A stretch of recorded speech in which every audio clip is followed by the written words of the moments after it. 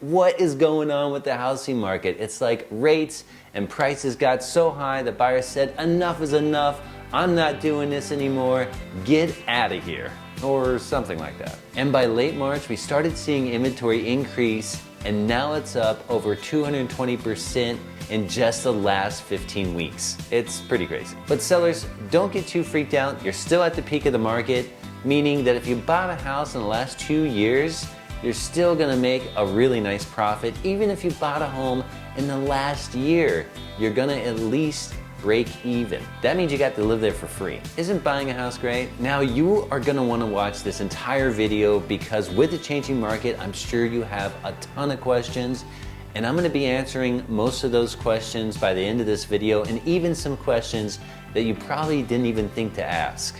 So stick around, or if I don't get to your question, you can leave it in the comments below and I'll answer it there. Now getting back to the point why you should buy a home in any market, look at this study NAR did. Based off of typical gains you would have if you owned a home property for just 5 years, 10 years, or 30 years. Pretty incredible. But enough about buyers, because in this video we're gonna go over everything a seller needs to know before they put their house on the market. But if you are buying a house, you can click on this video here to learn everything you need to know, or you can just wait for it to come up at the end of this video. So stick around because you are gonna wanna know the information a seller knows too. That way you understand their perspective and what exactly they're thinking when they're selling their house to you. And don't forget to hit the like button because it really does help out the channel, and subscribe if you'd like to see more videos like this every single month.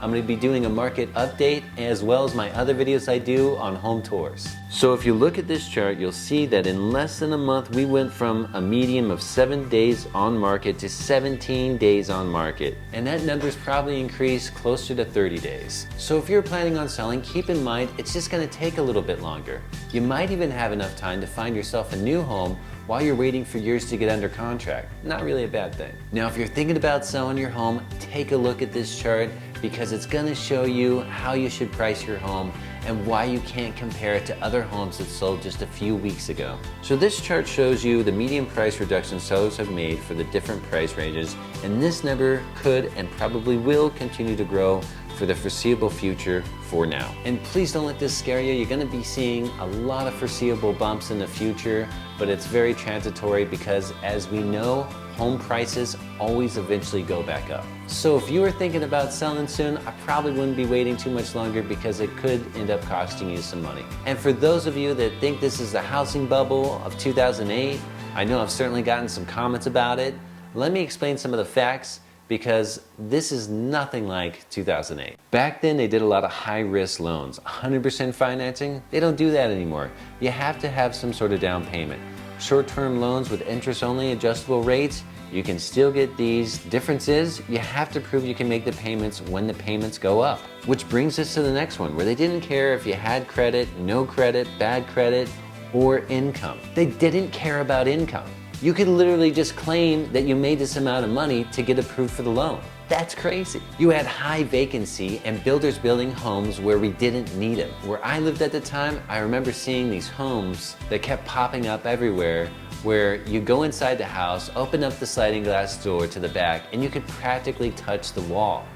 I mean, it really wasn't a home. And before we wrap this up, I just want to give you a few quick tips when you're selling your home. Keep in mind right now, like I mentioned earlier, days on market have increased to 30. And this number could fluctuate, but it's important that you don't let it stay on the market too long, because this could end up costing you money. It's important to note that the longer a home stays on market, the less you could potentially make. So to avoid a lot of these issues, you want to make sure that you have a real estate agent that knows how to properly price the home. And also keep in mind that you should probably get things fixed around the house that you know need fixing, like the AC unit, water heater. If you haven't had those tuned up in the last couple of years, probably a good idea to have it looked at and have anything that needs to be fixed on it, because it will show up in a home inspection report. It's also important to keep in mind that right now, seller concessions are back. Don't be surprised when purchase contracts come in and they're asking for 1-2% concessions. That's going to be pretty typical now. Now, I know this is completely different from what the market was just a few months ago, but keep in mind, if you even look at the new builds, they're giving incentives, they're giving cash back, and it's a brand new home with a brand new roof, with a brand new AC, a brand new water heater, and brand new appliances. That concludes this month's video of July on your market update. And don't forget to click on the next video right here because it's going to tell you everything you need to know as a buyer. Till next time.